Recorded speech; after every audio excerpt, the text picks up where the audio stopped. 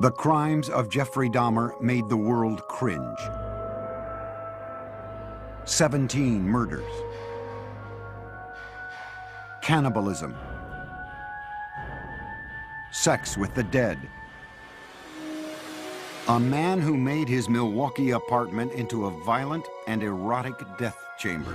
One thing led to another. It took more and more deviant type behaviors to satisfy my urges. Dahmer even tried to create living sex zombies by injecting acid into their brains.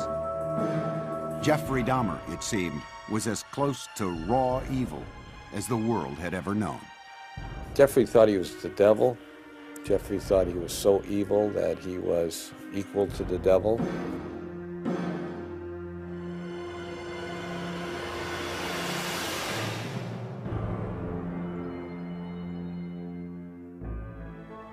The first child of Joyce and Lionel Dahmer was born in Milwaukee, Wisconsin on May 21st, 1960, just before their first anniversary. His name was Jeffrey. It was a very happy time when Jeff was first born, and for a couple of months it was like everything was brand new and very, very enjoyable and happy, looking forward to the future. While Jeff's father pursued his chemistry degree, Jeff grew into a bright and loving child. He was very exuberant. He liked to wrestle. He liked to run around and ham it up for the camera.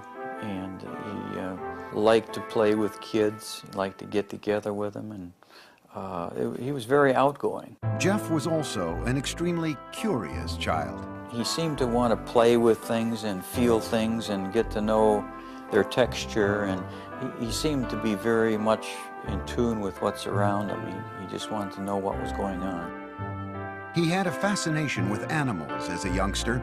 Once, 4-year-old Jeff watched his father collect the bones of small animals that had died under the house.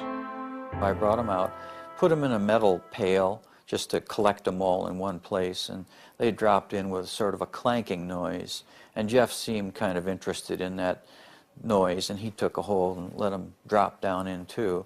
You know, in retrospect, everything looks grim and dark and sinister. You know, like, could that be the start of something evil? Well, I have to admit, it's simply just the curiosity of a child.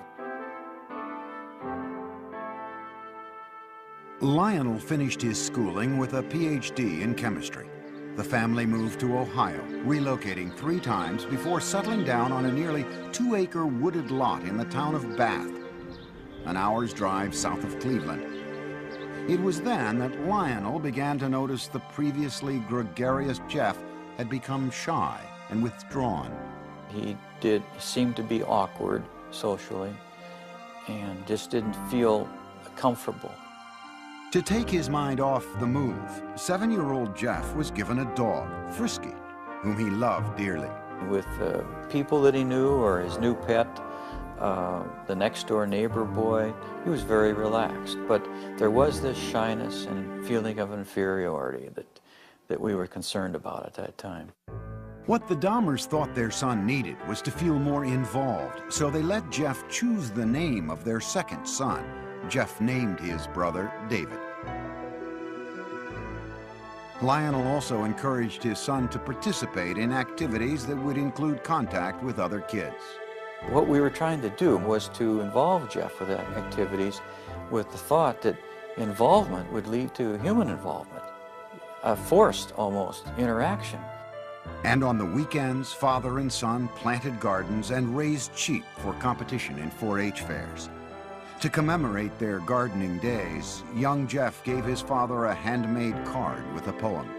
There's a picture of me eating an ear of corn on the front, and Jeff says, "The squash and the pumpkins can never compare to the kind of dad who has curly hair." And it says, "This poem is from Jeff, and I love you to death." When Jeff was 10, his mother was hospitalized and treated for anxiety. From there, his parents' marriage began to fail. Jeff's fascination with nature and small animals continued into his teenage years, when he became curious about what they looked like on the inside. For specimens, he collected roadkill. Riding around the country roads in Bath, carrying garbage bags, Jeff searched for carcasses. Jeff brought the roadkill he found into the backyard of the house, and there in the secrecy of the woods, he dissected the animals. I really have become convinced that that was sort of the starting point in this downward spiral of his. And it was associated with his puberty. And when you have hormones kicking into this terrible mixture, what he's doing, he's investigating insides of animals. And his sexuality was developing at the same time. Teenage Jeff was discovering that he felt sexually attracted only to men, but the thoughts of sex with men became interlocked with fantasies of killing another man and dismemberment. The fantasies excited him, but they were unspeakable. I think it was around age 14 or 15. Started having obsessive thoughts of violence intermingled with sex. And it just got worse and worse. I didn't know how to tell anyone about it, so I didn't. I just kept it all inside. The fantasies included lying next to an unconscious man. For the first time, Jeff's fantasies crossed the line from his mind into action. He devised a plan. He would knock out a local jogger with a bat and lie next to him. On the day he opted to wait for his victim, the jogger didn't run by. He never attempted the clubbing a second time. As he entered high school, his sexual fantasies traumatized him. To escape, he began drinking. On the way to classes in the morning, he would fill up a cup with hard liquor at a friend's house. And I remember sitting next to him in a first period, I believe, history class, and he had a styrofoam cup of scotch, I believe it was scotch. I remember saying, "Jeff, what is that?" And he threw his head back and he shook it and he said, "It's my medicine." But clearly he was getting drunk at 8 o'clock in the morning. At home, Jeff was watching his parents' marriage dissolve. When their bickering escalated to open fighting, he retreated to the forested backyard, slapping tree trunks with sticks. I'd leave the house, go out in the woods and sulk, brooding, wondering why they had to have such a rough relationship.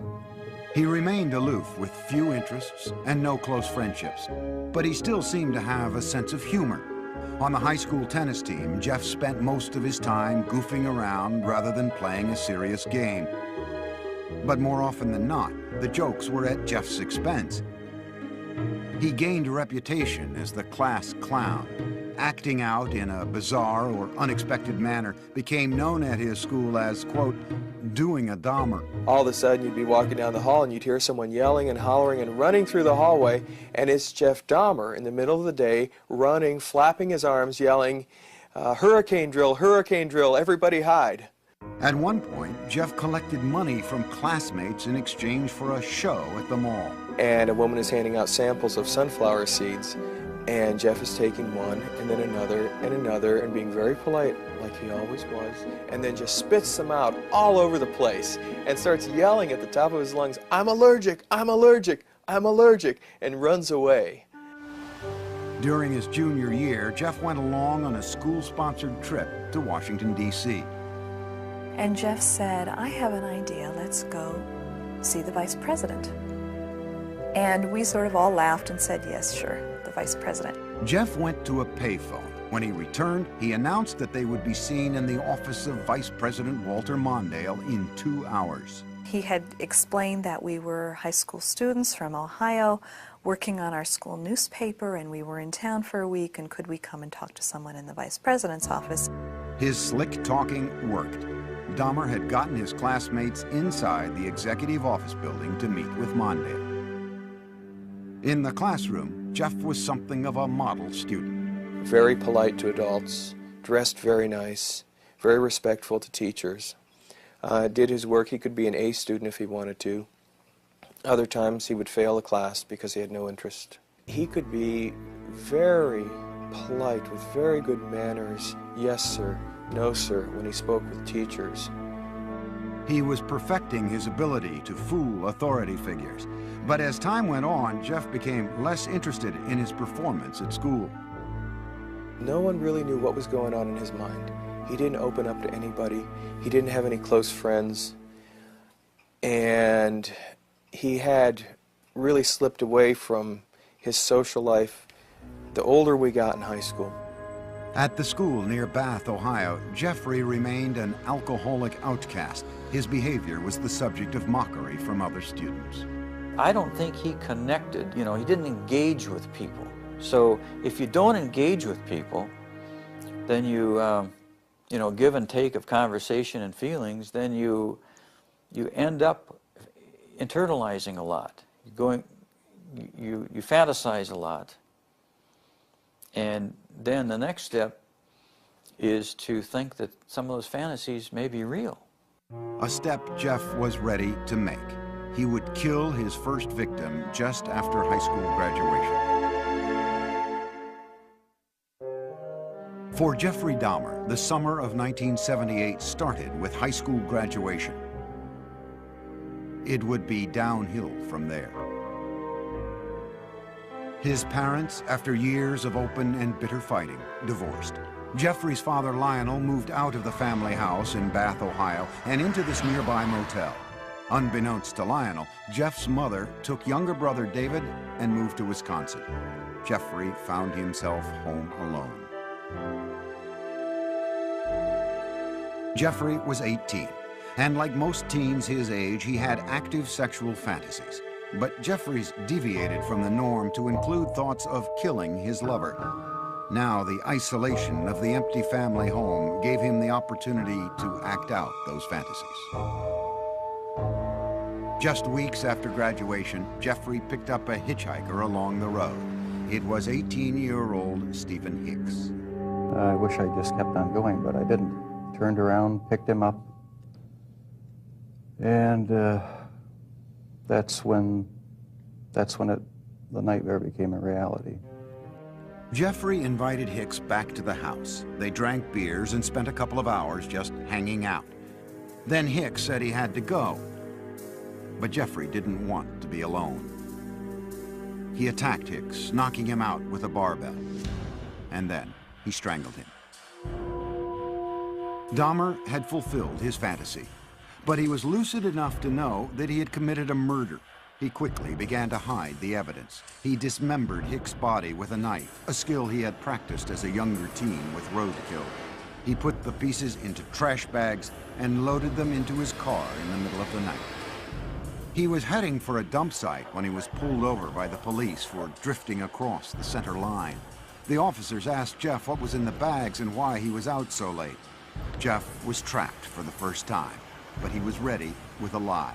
He coolly told the cops he was troubled by his parents' divorce and couldn't sleep, so he thought a trip to the dump would take his mind off things. The police let him go with a ticket.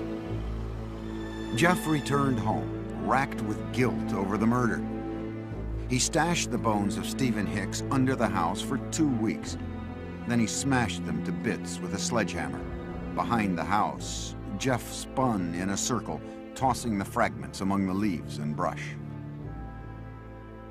In August, Jeffrey's father stopped by the house. I said, "Where is your mother? Where's Dave?" And he said, "They're gone." I said, "Well, what do you mean?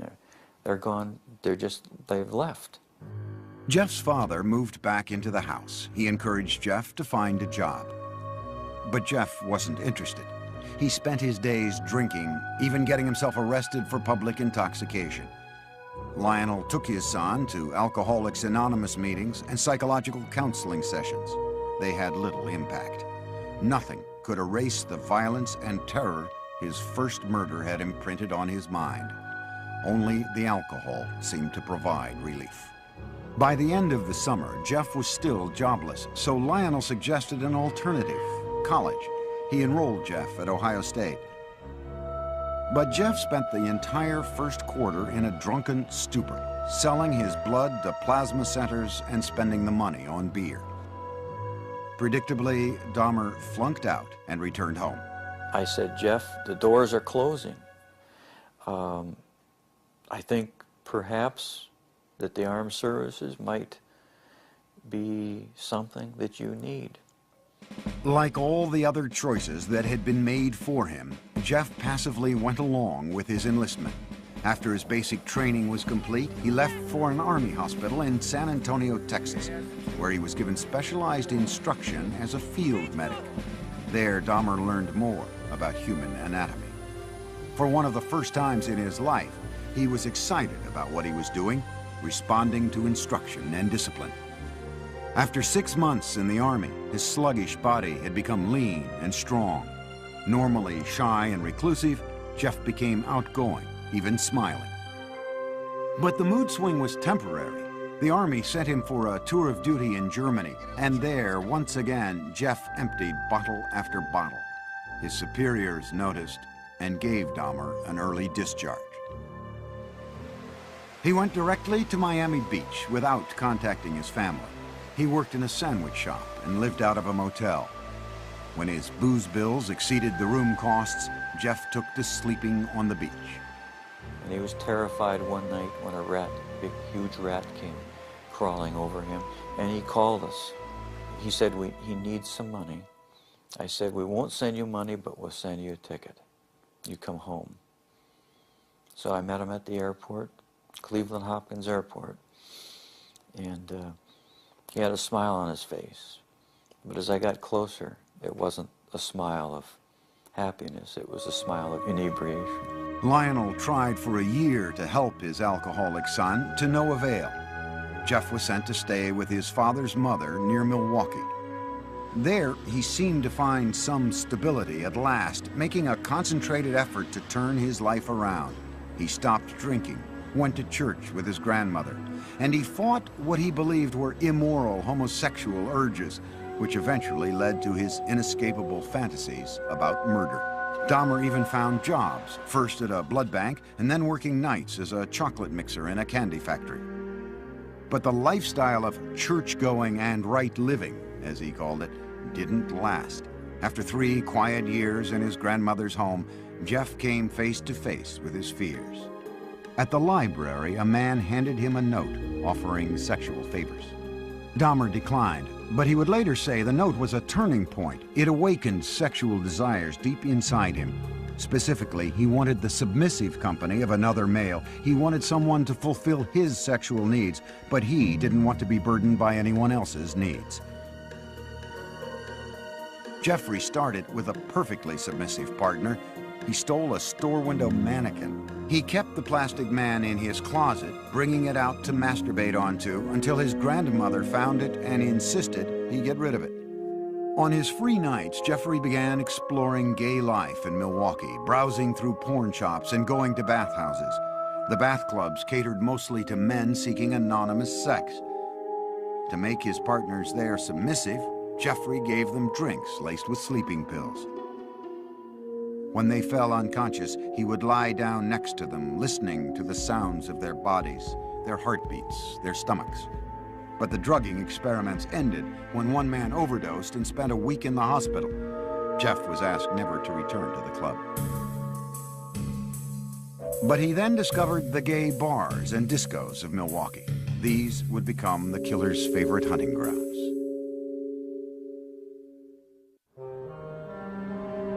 By his late 20s, Jeffrey Dahmer was settled in Milwaukee, living at his grandmother's and prowling the city's gay scene. No one suspected that this reclusive loner with boyish good looks was on his way to becoming a psychopathic serial killer. He did take pleasure in the fact that he was in control of his own little world, that nobody knew what was going on, that he was the master of it. Dahmer could fit in with any group, and you wouldn't say, oh, he must be crazy, or he must be a killer. That's why he was so successful. He was not a repulsive individual. Certainly not in Milwaukee's gay nightclubs. We have it on good facts that he was considered somewhat of a honey in the gay community, that people found him attractive. Several people told us that he was the kind of guy that you wanted to take care of, you wanted to baby him. But Dahmer had very specific requirements for his men. He chose a body style. He liked long, lean, smooth, muscular body styles, and it didn't matter if they were black, white, yellow, red, or brown. If he found them attractive, he would try to get them. In November 1987, Dahmer met 25-year-old Steve Toomey at a downtown club called 219. After a few drinks, they left the bar for a night at the nearby Ambassador Hotel. Dahmer used an old trick to get Toomey into the submissive state he craved. I had put some sleeping pills in his drink to render him conscious. And was just going to spend the night with him. When I woke up in the morning, my forearms were bruised, and his chest was bruised, and blood was coming out of his mouth. He was hanging over the side of the bed, and I have no memory of beating him to death, but I must have. But Dahmer didn't panic. He went out and bought the biggest suitcase he could find. At the hotel, he crammed Toomey's body into the case, dragged it into a taxi, went back to his grandmother's house, and dismembered Toomey in the basement. That's when the obsession went into full swing. He decided after that second death that he would no longer attempt to control his desires, that he would give full rein to them, yield entirely to them, and after that his life became the pursuit of unmitigated sexual pleasure. Dahmer now decided to pursue his fantasies of ultimate control. It was no longer enough to have his partners submissive just for a night. He wanted to keep them that way forever. So with the intent to murder and then butcher the men he picked up, Dahmer returned to the clubs. At a bus stop outside 219, he met 14-year-old James Dockstader. Dahmer offered him $50 to spend the night with him. They took the bus back to Dahmer's grandmother's. While she slept, Jeff and Dockstader had oral sex. Then Dahmer drugged and strangled him, his preferred method for killing. He stated in no way did he ever want to hurt anybody, as funny as this sounds. That is the reason why he killed everyone by strangling them, because not only did he get the power and the thrill of committing the murder, but it was also the most humane way. With Dockstader, Dahmer further explored his dark fantasies. He hid the body in the basement for a week and continued to have sex with it. Most serial killers are sexual deviants who are social and psychological sociopaths and sexual-paths who kill people for their own sexual gratification. Dahmer's was different than that. He was a true necrophiliac. He was trying to have sex with an unconscious or dead person. Once James Dockstader began to decay, Dahmer dismembered him in the basement near a floor drain, just as he had with Toomey. Dahmer was now drinking heavily again, especially on the nights he planned to murder. By the time he killed, he would be stone drunk. He drank because his conscience was so strong. This isn't a man that didn't know the difference of right from wrong. 2 months after killing Dockstader, Dahmer picked up 21-year-old Richard Guerrero from a Milwaukee bar, again offering him money to spend the night. In a familiar pattern, Dahmer drugged and strangled him. He spent a few hours with the corpse before dismembering it. He then placed the body parts into trash bags for the city garbage collection the next day. In the summer of 1988, Jeff's grandmother asked him to move out. She had been troubled by Jeff's late hours, the mannequin in his bedroom, and now unidentified foul smells from the basement. He took an apartment on Milwaukee's west side and immediately accelerated his downward spiral when he approached a 13-year-old boy on the street and lured him into the apartment. Inside, Dahmer scared the boy by fondling him, and the youngster ran from the apartment. Dahmer was convicted on second-degree sexual assault charges only. The murders were still his secret. He was sentenced to 1 year in a work release program that required him to spend his nights in a prison dormitory while he continued working at the chocolate factory. In the 10 days before he began his sentence, Dahmer struck again. He met 26-year-old Anthony Sears at the gay club La Cage and killed him. He mummified Sears' head and genitals and kept them inside his locker at the chocolate factory. Towards the end of the work release term, Jeff's father wrote to the judge and urged him to put Jeff in an alcoholic treatment program, writing, "I have tremendous reservations regarding Jeff's chances when he hits the streets." No program was ordered. Jeff was released 2 months early. He moved into another low-income neighborhood in Milwaukee. The rent at the Oxford Apartments was cheap, and the location was close to the gay clubs. On his own again, he was free to feed his relentless sexual urges.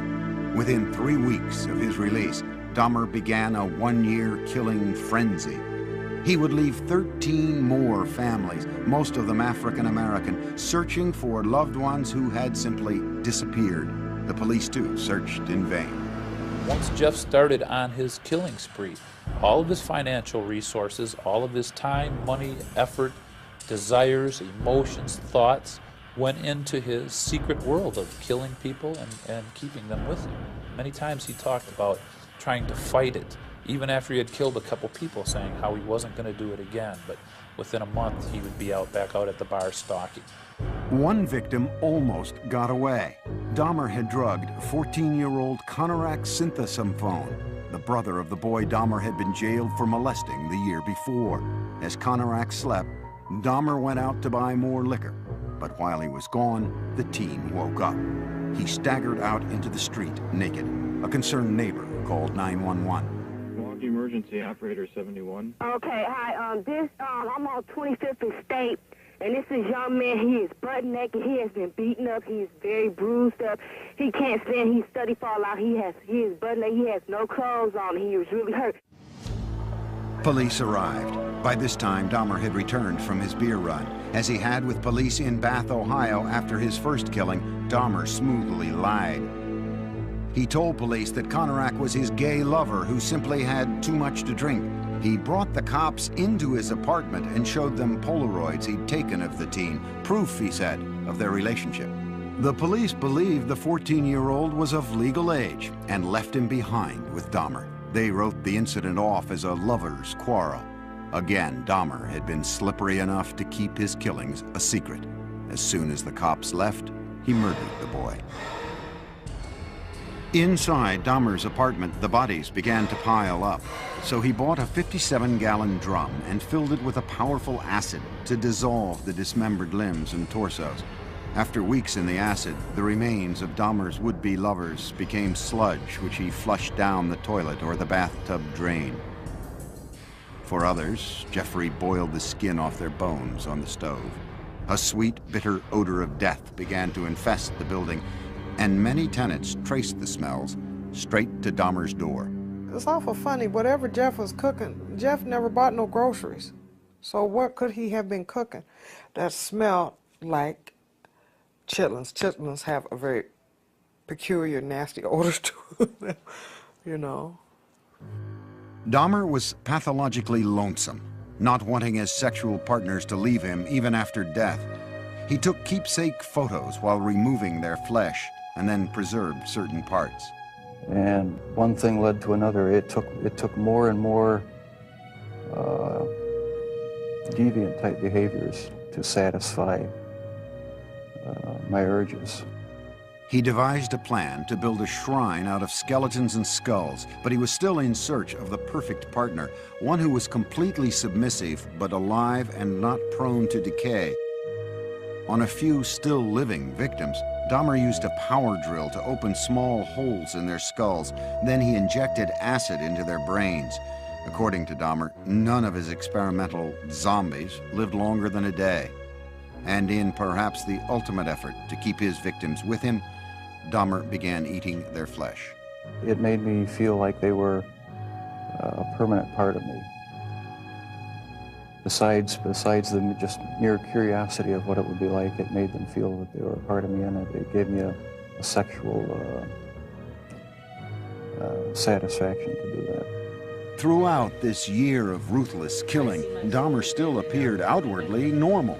In this video, taken at his grandmother's house on Thanksgiving, Dahmer talked calmly with his father.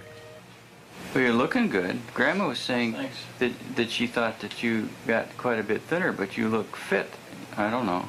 Well, I've been surviving mostly on McDonald's food. It's just so much easier just to pop into a restaurant. But yeah, like I've said before, it gets too expensive, and it does. I have to start eating at home more.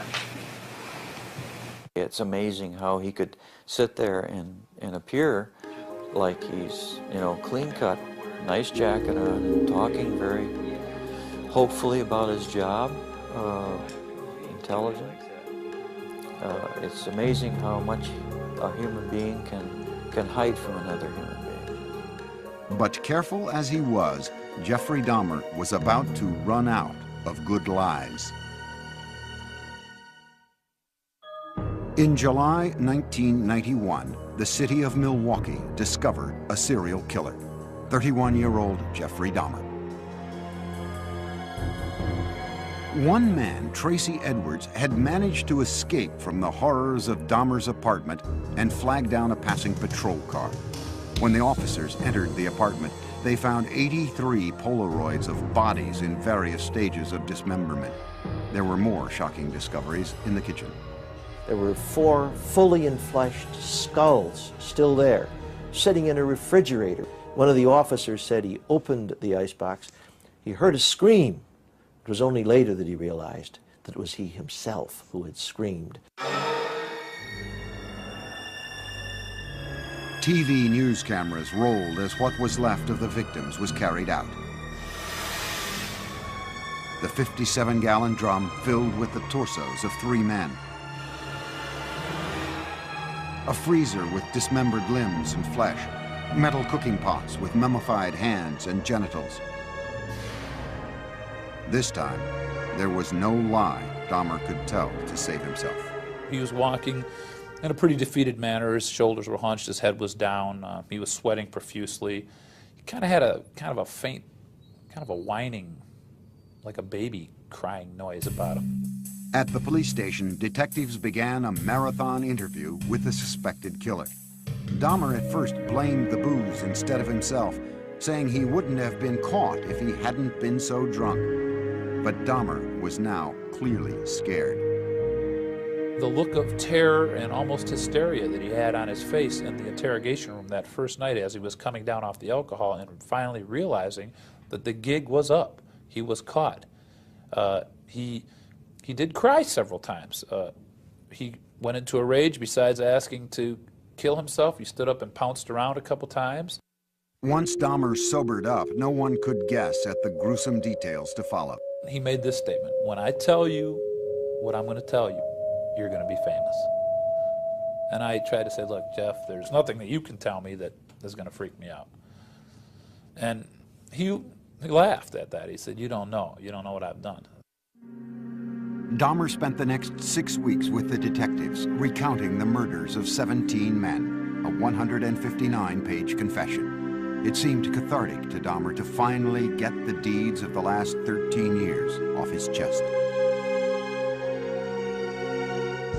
With the information from his confession, investigators went back to Dahmer's childhood home in Bath, Ohio. They raked up the shattered bones of Stephen Hicks, Dahmer's first victim. The Milwaukee County coroner started matching skulls with torsos, and the police began the sad task of notifying families. Dahmer pleaded guilty but insane. The issue of his sanity would be the sole question before the jury. You know immediately that it's going to be probably an insanity defense. What can you argue? You can't claim self-defense. You can't say you don't know how those bodies got there. Wisconsin had no death penalty, so if the jury found him sane, he would spend the rest of his life in prison. If they found him insane, he would be imprisoned in a mental facility. Dahmer himself couldn't understand why he enjoyed fantasizing about murder. Jeffrey thought he was the devil.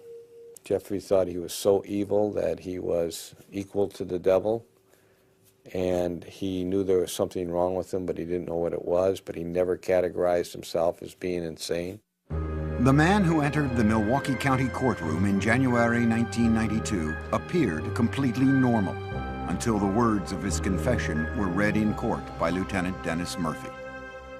He related this was a person he really liked. He indicated that he had filleted his heart and kept it in the freezer, and he also kept his bicep. He indicated that he had eaten the thigh muscle of this subject, but it was so tough he could hardly chew it. He then purchased a meat tenderizer and used it on the bicep. Dahmer's father, Lionel, sat in the courtroom beside his second wife, Sherry, stunned by what he heard. No one softened the blow for us. No one told us, no one prepared us with any of these details. How could this be? How could I have not known about it? Dahmer's crimes seemed to be devastating proof of insanity. What else could explain the actions of a man who had sex with the dead, dismembered their bodies, preserved their skulls, and ate their flesh, all for sexual gratification? But the law has a very strict interpretation of insanity. Dahmer's defense team had to prove two things. One, that he indeed suffered from a mental disease, and that it kept him from knowing right from wrong. Necrophilia, a compulsion to have sex with the dead, is recognized as a sexual disorder, but it does not make one legally insane. He argued that the necrophilic drive was such that he could not control it. But we don't accept that in the United States as a defense, no more than we accept a pedophilic drive of the man who wants to have sex with children. Ladies and gentlemen of the jury, I understand you have arrived at verdicts in this matter. In a 10-2 decision, the jury found Jeffrey Dahmer legally sane. Some relatives of Dahmer's victims sat quietly in court, others cried. Prior to his sentencing, they were allowed to express themselves before the judge. Jeffrey, I hate you! I hate you! Nothing's under control! Don't Jeffrey, I'll kill you! I'll get you, motherfucker! I can kill you! What's your name, fast? I can kill you! Once order was restored, Dahmer spoke publicly for the first time. I feel so bad for what I did to those poor families, and I understand their rightful hate. I have seen their tears, and if I could give my life right now to bring their loved ones back, I would do it. I am so very sorry.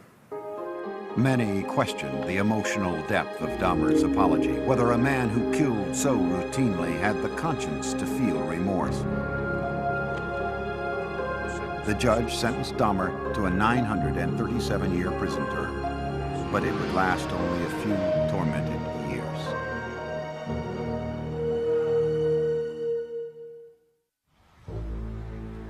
Jeffrey Dahmer's final home was the Columbia Correctional Institution in Portage, Wisconsin. His former residence at the Oxford Apartments in Milwaukee stood as a painful reminder of the lives that ended there. So in November 1992, it was demolished. In his prison cell at the age of 32, Dahmer's life became a conflicted introspection, trying to sort out the blame for his killing nature and seeking divine forgiveness for it. He had spent time in church as a boy and with his grandmother as an adult, but had lost his religion during the murder spree. Dahmer placed the blame for the murders on his atheistic beliefs and the theory of evolution. He said, if it all happens naturalistically, what's the need for a God? Can't I set my own rules? Who owns me? I own myself. Yet Jeffrey was still a contradiction, for he was always quite willing to blame the devil for taking over his soul. The serial killer wondered now what would happen to him when he died. Dahmer decided he wanted to be baptized. Evangelist Roy Ratcliffe was called by the prison minister to talk with the inmate in April 1994. He was a very affable, congenial, likable sort of person. I always felt like I was dealing with a small boy in a grown-up man's body. He could get real excited and interested in neat or cool things that a little boy would get involved in. 1 month later, Dahmer was taken to the prison medical center, where he was baptized in a whirlpool. On the way, we walked by other prisoners who were coming by with mops and brooms and various cleaning devices, and they looked up, and the only one they saw whom they recognized was Jeff, and so they called out in a very friendly, banter, "Hey, JD, how's it going?" And he called back, "I'm going to be baptized, this is great." Dahmer appeared to be making a remarkable transformation in prison. He would ask questions. He he would say, but wait, what about this? What about that? So uncharacteristic of the earlier years. You know, go back to senior year in high school, you wouldn't get any of that. He was so interactive and so concerned about our welfare. You know, he was reaching out. He was rehumanizing. But those dark, haunted fantasies remained with Dahmer. I'll probably have to live with it for the rest of my life. I wish it would go away. I wish there was some way to completely get rid of the compulsive thoughts, the feelings. Dahmer got another reminder of his past when he was visited by Teresa Smith. Jeffrey had killed her brother, Eddie. First thing when he did when he came in is apologize for killing my brother. I asked him why my brother, and he said he seen the way he danced, you know, and he liked the way he looked, and he said I was just attracted to him. He said he had strangled him, and then he was trying some new experiment or something with preserving the skull and the body and whatever, and it didn't work. So he had to destroy him. Dahmer had spent his entire adult life as the predator. But now in prison, he became the prey. The notorious serial killer was a target for other inmates. In August 1994, he was attacked in the prison chapel with a crudely fashioned knife. He survived. But on November 29, 1994, inmate Christopher Scarver, who called himself Christ, bludgeoned Dahmer with a metal rod from the prison gym. Dahmer died on the way to the hospital. Among his last wishes, Dahmer had asked to be cremated. His ashes were split between his mother and father. There are statements in his will and testament that say, I don't want a marker, I don't want a grave, I don't want a funeral, I don't want any kind of... He's saying, I want to be wiped out. But the horrible questions that his life of killing posed do continue, and they defy answers. There's a mystery of mysteries that will never be solved, even if he lived. I don't know that what he was all about would ever be solved, except maybes. It's hard when there's no explanations. Sure, there were red flags in Jeff's life, but no one knew about him. He was so secretive and so careful.